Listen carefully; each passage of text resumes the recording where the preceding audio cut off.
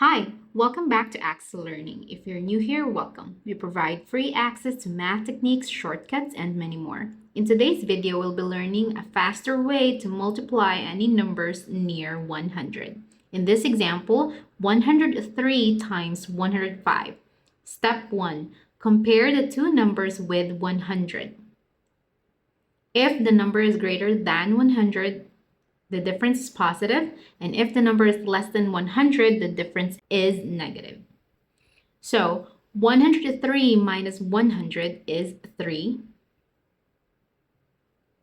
105 minus 100 is 5. Step 2. Cross add the difference. 103 plus 5 or 105 plus 3. In either case, you get 108. Step 3, append two zeros to the sum.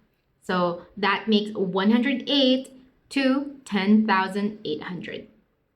Step 4, multiply the differences. 3 times 5, which gives us 15.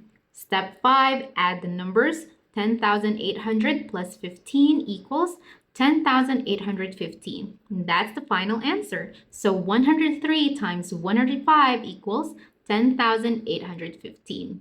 See how easy that was? Try it yourself. If you like this video, push the like button and subscribe for more math techniques.